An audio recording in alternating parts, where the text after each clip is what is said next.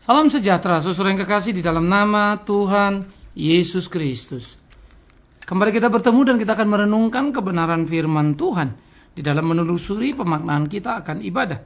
Sekarang kita akan melihat di dalam Roma pasal 12 ayat yang pertama. Roma 12 ayat 1. Karena itu, saudara-saudara, demi kemurahan Allah, aku menasihatkan kamu supaya kamu mempersembahkan tubuhmu sebagai persembahan yang hidup, yang kudus, dan yang berkenan kepada Allah, itu adalah ibadahmu yang sejati. Saudara yang kekasih, ungkapan apa yang digambarkan dalam Alkitab memberikan pemahaman yang utuh kepada kita arti ibadah yang sesungguhnya. Maka ibadah yang sesungguhnya, ibadah yang sejati adalah ibadah yang dilakukan justru di dalam sepanjang aspek kehidupan kita. Sehingga ketika dikatakan, karena itu saudara-saudara, demi kemurahan Allah aku menasihatkan kamu supaya mempersembahkan tubuhmu, perhatikan kalimat ini. Ini memang kalau kita lihat dalam nadanya, ini bukan nada meminta tetapi lebih pada nada memerintah dalam konteks atau pada dalam teks aslinya. Sehingga artinya Rasul Paulus dengan wibawa kerasulannya berbicara kepada umat supaya harus mempersembahkan tubuh. Memang menjadi pertanyaan, saudara, apa yang dimaksud dengan mempersembahkan tubuh? Maka mempersembahkan tubuh itu berbicara mempersembahkan segala sesuatu yang dilakukan oleh tubuh kita atau anggota tubuh kita. Artinya, apa saja yang menjadi kegiatan kita harus menjadi kegiatan yang dipersembahkan, yang ditujukan kepada Allah. Begitu, saudara. Sehingga ini menjadi sesuatu yang sangat menarik di dalam pemahaman. Sehingga hidup itu adalah ibadah, itu betul sekali. Pekerjaan adalah ibadah, betul sekali. Harusnya memang begitu. Iya. Sehingga kalau saudara-saudara kita umat muslim misalnya mengatakan, kalau diberi kepercayaan dibilang ini adalah amanah atau tugas yang Tuhan berikan, ya dikerjakan. Ya, Alkitab menunjau di sana pun mengatakan kalimat yang sama. Tetapi seringkali orang Kristen lupa terhadap nilai-nilai itu.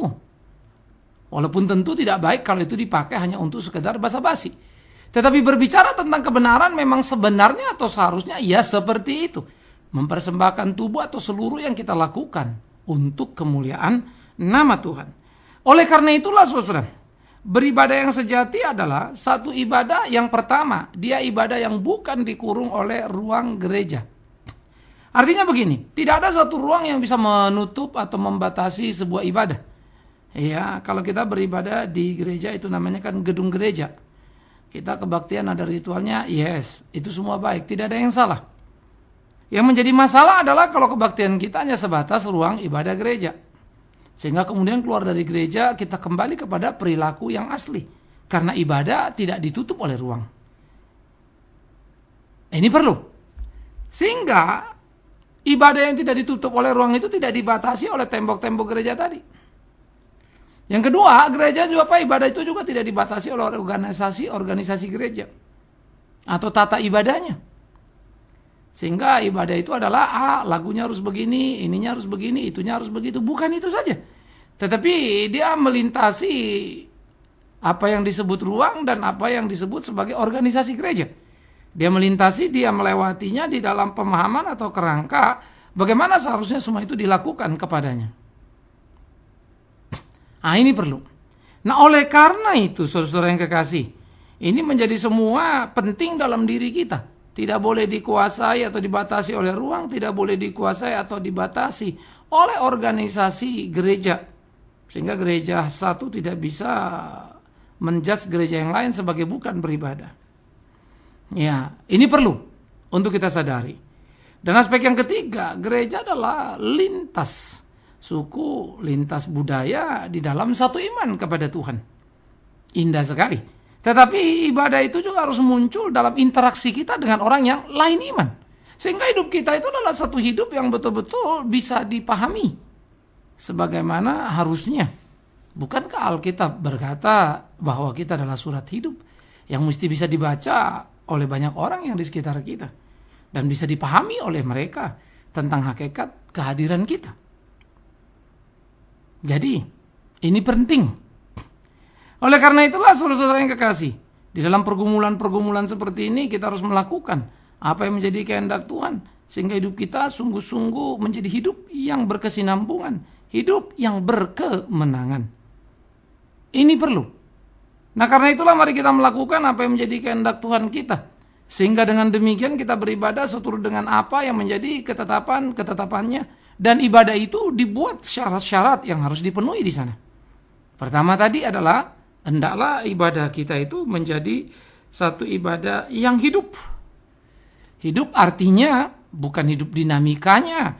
Hidup artinya bukan suasana musiknya, wah musiknya hidup ya. Nah, itu bahasa-bahasa abstrak itu. Tapi hidup itu adalah persembahan yang hidup, tidak sama dengan yang mati. Artinya apa? Sebagai orang yang hidup, yang sudah mengenal kebenaran, maka beribadahlah dengan benar. Hiduplah dengan benar, persembahkan tubuhmu. Itulah ibadahmu yang sejati. Ya. Jadi hidup artinya yang sudah dipanggil, yang sudah mengenal Tuhan. Bukan lagi manusia lama yang manusia yang mati itu gitu. Tapi manusia baru yang hidup itu. Nah, saudara-saudaraku yang kekasih, ini akan menjadi satu privilege yang sangat penting dalam hidup keberimanan kita. Sehingga dengan seperti itu kita diberikan nilai-nilai yang tinggi dalam hidup kita untuk boleh melakukan apa yang menjadi kehendak Tuhan kita. Dan hidup itu akan menjadi hidup yang indah, hidup yang menyenangkan. Karena itu, engkau harus betul-betul bisa mempersembahkan tubuhmu tadi sebagai persembahan yang hidup. Yang kedua juga menjadi yang kudus. Kudus tidak sama dengan terpisah dari. Artinya begini, ada kumpulan diambil dari kumpulan, itu namanya terpisah dari kumpulan lama. Orang berdosa ditebus oleh Tuhan, terpisah dari kumpulan orang berdosa. Dia harus tidak sama dengan orang berdosa kualitas hidupnya. Bagaimana dia memakai tubuhnya. Bagaimana dia menggunakan anggota tubuhnya di dalam seluruh kegiatannya. Nah, ini perlu. Sehingga dia betul-betul dengan segera bisa dilihat perbedaan kualitas dengan kumpulan lamanya. Dan terakhir dalam bagian ini adalah semuanya itu harus diukur dengan ukuran Allah, bukan ukuran diri. Artinya berkenan kepada Allah. Dan berkenan kepada Allah bukan kita yang bilang ini berkenan pada Allah, ini yang Allah suka. Ya kadang-kadang itu jadi bahasa-bahasa yang kemudian dilihat dari perbuatan atau hidup seseorang, apa yang dia omongin tadi, enggak itu yang dia lakukan. Nah, itu menciptakan kebingungan. Sehingga akhirnya orang-orang akan kemudian melihat lalu merasa, orang ini ngomong doang, kan begitu. Dan itu berbahaya. Jangan seperti itu, saudara. Nah, oleh karena itu kita tidak boleh terjebak dalam perangkap-perangkap yang salah seperti itu yang mengakibatkan kerusakan di dalam memahami akan kebenaran firman Tuhan itu. Jadi, di dalam hidup ibadah yang sejati adalah hidup yang memuliakan nama Tuhan tadi, yang berkenan kepada Tuhan itu. Di ukurannya, di kesukaannya. Dan Tuhan adalah kudus, maka kita harus kudus. Dalam pikiran kita, dalam tindakan kita. Apa yang terlihat dan apa yang tidak terlihat harus kudus. Maka di dalam seluruh aktivitas, dengan kualitas seperti yang sudah kita sebutkan tadi, maka dari hari ke harian hidup kita itu adalah ibadah, saudara. Itu menarik kan? Dari hari ke hari hidup kita adalah ibadah. Dan itulah dikatakan ibadah yang sejati. Jadi tidak terikat pada ruang, tidak terikat pada waktu atau aktivitas-aktivitas saja. Tetapi betul-betul kita terikat dan mengikat diri kepada hakikat kebenaran yang sejati itu. Sehingga dengan demikian kita bisa melakukan apa yang menjadi kehendak Tuhan dalam kehidupan kita. Nah, ini yang kita mesti pikirkan, ini yang kita mesti gumuli. Sehingga hidup itu menjadi hidup yang menyukakan hati Tuhan. Nah, saudara-saudara yang kekasih di dalam nama Tuhan Yesus Kristus, pemikiran-pemikiran yang perlu kita kembangkan dalam hidup kita, bagaimana menumbuh kembangkan ibadah yang sejati menjadi sesuatu yang perlu. Supaya itu bisa benar-benar menjadi nilai yang tinggi. Sehingga orang bisa mengapresiasi apa yang kita lakukan dalam kehidupan kita. Jadi, ibadah yang sejati adalah ibadah bukan hari minggunya itu saja. Ibadah yang sejati bukanlah ibadah di dalam gedung gereja. Jadi nggak penting besar atau kecilnya, megah atau tidaknya. Tapi ibadah yang sejati adalah ibadah dari sikap hidup kita. Hari-hari kita. Betapa hebatnya. Karena itulah sebetulnya ketika Paulus menyebut orang-orang di Korintus sebagai surat yang hidup itu, itulah kita.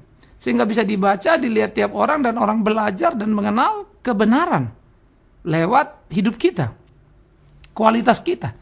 Apakah kita bisa dipercaya, apakah kita orang yang jujur, kan begitu ya.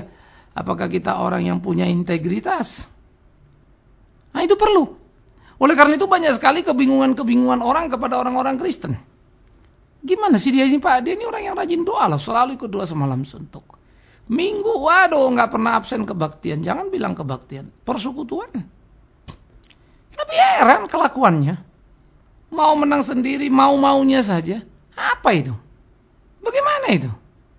Maka saudara yang kekasih, di dalam aspek seperti ini, kita perlu untuk belajar, menyadari, belajar untuk mengerti betapa ironinya apa yang terjadi di situ.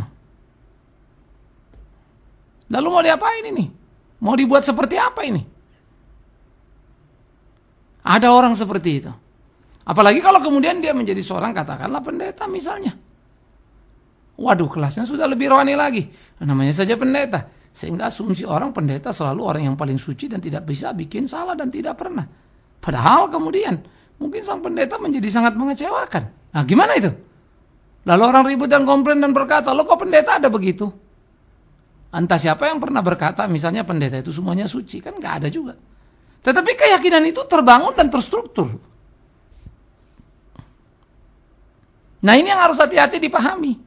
Sehingga di dalam bagian-bagian seperti ini, saudaraku yang kekasih, mari kita belajar untuk mengerti apa yang menjadi kehendak Tuhan dalam hidup kita. Sehingga kita sungguh-sungguh bisa melakukan apa yang Dia mau. Dan hidup kita itu menjadi hidup yang menyenangkan Dia. Saya kira ini perlu untuk kita tumbuh kembangkan dalam hidup kita. Supaya ibadah yang sejati betul-betul menempel pada diri, menjadi hakikat diri, dan kita tidak kehilangan jati diri Kristiani kita. Camkan itu. Renungkan itu dan lakukan itu dalam kehidupanmu, sehingga hidupmu sungguh-sungguh hidup yang menyenangkan hati Tuhan. Saya pikir itu perlu sekali. Iya kan? Nah oleh karena itulah saudara yang kekasih, keimanan kita di dalam hidup beribadah kita, sebagai orang beribadah, bukan sekedar ritual saja, bukan sekedar aktivitas saja, tetapi betul-betul kualitas dari apa yang kita kerjakan. Bukan di gereja, tapi di mana saja kita berada. Sehingga saudara-saudara yang bekerja, pekerjaan itu adalah ladang pelayananmu yang harus kau garap baik-baik. Bagaimana kau jadi berkat, jadi saksi di sana. Dan bukan jadi batu sandungan tentunya. Saudara-saudara mesti bisa mengerti dengan baik bagaimana kehidupan itu bergerak, dan kita pahami dengan tepat bahwa Tuhan mengasihi kita. Tuhan menuntun, membimbing kita. Dan Tuhan mau kita melakukan apa yang menjadi kehendak-Nya. Puji Tuhan. Ibadah yang hidup, ibadah yang memuliakan nama-Nya. Ibadah yang hidup, ibadah yang melakukan apa yang menjadi kehendak-Nya. Layanilah Dia. Nah jadi ibadah yang hidup, ingat tadi, tidak terikat oleh ruang dan waktu. Tidak disekat-sekat dalam batas organisasi gereja. No. Tetapi bisa dilihat oleh semua orang, dinikmati oleh semua orang. Dan akhirnya Anda tidak menjadi batu sandungan, sebaliknya. Anda bisa menjadi batu petunjuk apa itu kekristenan. Bagaimana seharusnya. Justru yang menjadi paling krusial dalam hidup keimanan orang Kristen, dalam ibadah orang Kristen adalah ketika dia berada di luar gereja. Di dalam gereja seringkali tembok-tembok gereja, aturan-aturan gereja, suasana gereja, orang-orang sekitar kita membuat kita bisa lebih tertib karena tuntutan situasional. Tetapi di luar kita seringkali kebablasan. Seakan-akan tak ada yang mencermati, tak ada yang melihat, orang lain tak kenal saya. Maka kita melakukan banyak kesalahan. Maka kita tidak sedang beribadah dalam kehidupan. Sehingga ibadah kita hari Minggu itu jadi ibadah yang gak ada artinya. Itu sebab kemudian dikatakan, bukan? Tidak setiap orang menyebut namaku Tuhan, Tuhan masuk ke surga. Tapi mereka yang melakukan kehendak Bapakku. Waduh, indah sekali. Bahkan ada yang menyebut atau berdoa dalam nama Yesus usir setan. Berdoa dalam nama Yesus bikin mujizat. Berdoa dalam nama Yesus begini dan begitu. Hebat, sembuhkan orang sakit. Tapi Yesus berkata, nyala kau pembuat kejahatan, aku tidak kenal kau. Sementara kita adalah umat yang sangat tertarik, sangat interest, sangat suka dengan hal-hal seperti itu, ngusir setan lah, mujizat lah, nyembuhin orang sakit lah. Tapi tidak dalam konteks berbuat atau hidup seharusnya dalam hidup keimanan sebagai orang Kristen. Kita ini gawat sebetulnya, saudara. Padahal ibadah tadi harus diungkapkan dalam ungkapan yang penuh, yang utuh kepada Tuhan kita. Di dalam seluruh aktivitas kita. Termasuk ketika kita berduka, ketika kesulitan, ketika kegetiran, kepahitan datang di dalam hidup itu. Kita tidak punya alasan untuk kemudian marah kepada Tuhan dan tidak bersaksi tentang kebenarannya. Kita perlu mendemonstrasikan hidup kita. Kita perlu mendemonstrasikan hari-hari kita. Supaya kita bisa berjalan di dalam Dia. Melakukan apa yang menjadi kehendaknya. Nah, ini mesti menjadi bagian yang perlu dipikirkan sama-sama, saudara. Jadi ada saudara misalnya ini kan kalau tadi kan hidup baik. Nah, kalau hidup mulus-mulus lah gitu ya. Tetapi ketika hidup bermasalah pun dalam kesempitan pun saudara dan saya tidak punya alasan untuk kemudian tidak melakukan apa yang menjadi kehendak Tuhan. Ingat itu. Ini penting. Jadi kita nggak bisa lari dari manapun apapun yang menjadi kehendak Allah dalam kehidupan kita. Ya. Nah, ini yang harus kita pikirkan dengan serius sehingga hari-hari kita menjadi hari-hari yang penuh dengan sukacita di dalam Tuhan sekalipun melewati kesulitan dalam realita kehidupan dunia. Sehingga dengan demikian orang bisa mengenal kita, melihat kita bahwa kita adalah orang Kristen yang sejati. Dan itulah ibadah yang sejati itu. Jadi ibadah yang sejati bukan karena saya pendeta tiap satu minggu sudah sekian kali khotbah merenung firman Tuhan. Oh, katakanlah tahu banyak tentang Alkitab, selalu berdoa dan mendoakan orang. Apakah saya beribadah? Belum tentu. Bisa jadi itu saya lakukan karena pekerjaan saya, karena saya pendeta dan saya harus khotbah, harus mendoakan jemaat kan begitu kan. Tapi bisa jadi hati saya juga ngedumel dan tidak sukarela kan ya. Tuhan yang tahu itu. Tapi bisa saja dalam apa yang disebut ibadah yang saya kerjakan, sebetulnya saya tidak sedang beribadah kepada Tuhan. Jadi saat bersamaan ibadah itu dilihat dengan mata telanjang, ternyata di situ saya tidak sedang beribadah kepada Tuhan, tapi sedang memenuhi tugas kewajiban saya. Entah sebagai umat yang mesti ke gereja, atau pendeta yang mesti khotbah. Nah, saya mesti jujur dong. Karena itulah kalau saya melakukan itu di dalam konteks beribadah pada Tuhan dalam pengertian yang seutuhnya, pastilah itu akan terlihat dalam hidup sehari-harinya. Di hari-hari hidup saya, apa yang saya lakukan yang sesuai dengan kehendak Tuhan. Begitu, saudara. Nah, karena itu perlulah kita meneropong diri kita, menilai diri kita gitu ya, supaya kita memperhatikan. Supaya kita jangan lengah, terlalu besar diri, hanya kita terlalu puas diri, merasa hidup kita sudah segala-galanya. Saya agak takut juga. Karena menurut saya kebanyakan orang Kristen kadang-kadang gimana ya, merasa sudah melakukan semua dalam kehidupannya, sudah beribadah, sudah. Tetapi kemudian banyak orang mengeluh dengan melihat orang Kristen. Orang Kristen kok gini. Kita terlalu gampang terhadap puji-pujian bahwa seorang ini sudah hebat, baik hanya karena rajinnya, tanpa pernah melihat kualitas daripada perilakunya. Padahal itu yang Tuhan tuntut. Jadi ibadah sejati bukan sekedar ibadah ke gerejanya. Ibadah sejati bukan sekedar aktivitasnya, tapi ibadah sejati bagaimana hidup sehari-harinya. Pengejawantahan, pewujud nyataan dari ibadah yang dilakukannya minggu atau doa yang personal dengan Tuhan itu. Tetapi jangan juga saudara seperti yang sudah saya katakan, kemudian beralasan dan berkata itu sebab saya tidak usah ke gereja, Pak. Ngapain ke gereja kalau munafik? Ya, Anda tambah salah lagi. Ke gereja saja belum tentu benar kok. Lalu Anda tidak lagi. Jadi jangan kemudian karena kecewa orang lain, urusan saudara dengan Tuhan jadi berantakan. Jangan gitu. Nah, itu sebuah kebodohan bagi saya. Kenapa urusanmu harus ditentukan oleh orang lain? Bersikaplah dewasa, ini urusanmu dengan Tuhan. Kalau orang lain begitu, urusan dia dengan Tuhan. Nah, tapi lakukan yang baik, yang benar. Jangan terjebak di situasi yang salah, kan begitu. Nah, oleh karena itu, saudara yang kekasih di dalam Tuhan, mari kita memikirkan dengan baik-baik apa yang menjadi kehendak Tuhan dalam hidup kita, sehingga hidup kita sungguh-sungguh menjadi hidup yang menyenangkan hatinya, melakukan apa yang dia mau. Maka seluruh aspek pekerjaan kita, hari-hari kita menjadi ibadah yang sesungguhnya. Bukankah hidup kita akan amat sangat menyenangkan jika kita berjalan bersama dengan Tuhan? Bukankah hidup kita akan sangat menyenangkan jika kita melakukan apa yang Tuhan mau? Itulah ibadah yang sejati.